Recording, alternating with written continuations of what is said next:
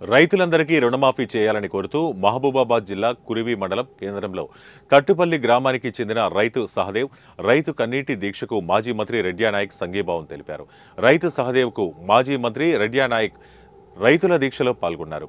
ఈ సందర్భంగా రైతు సహదేవ్కు ఉన్న 2 ఎకరాల భూమి బ్యాంకులో తాకట్టు పెట్టి సుమారు 83,000 రూపాయలు అప్పు తీసుకుంటే సహదేవ్కు వర్తించకపోవడంతో కాంగ్రెస్ ప్రభుత్వం నిదర్శనమన్నారు.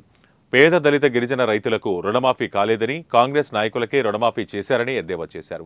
ప్రభుత్వం రైతులందరికీ రుణమాఫీ చేయాలని కోరారు.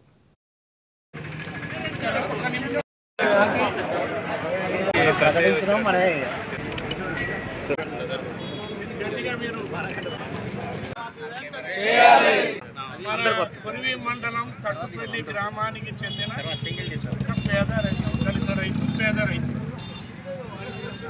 ఆయన మన కోఆపరేటివ్ అని ఆంధ్ర బ్యాంక్ వారి సహకారంతో నడుస్తున్నటువంటి కోఆపరేటివ్ రైతు సేవా సహకార బ్యాంకులో 83,000 రూపాయల క్రాప్ లోన్ తీసుకున్నారు.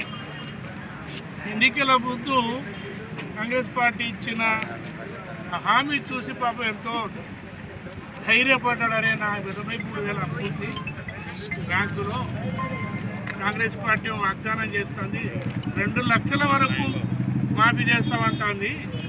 నా 83,000 తప్పక మాఫీ అయితే కదా అని తీరా ఇప్పుడు రేవంత్ రెడ్డి గారు ముఖ్యమంత్రి గారు ఏమంటారంటే మొత్తం రుణమాఫీ అయిపోయింది.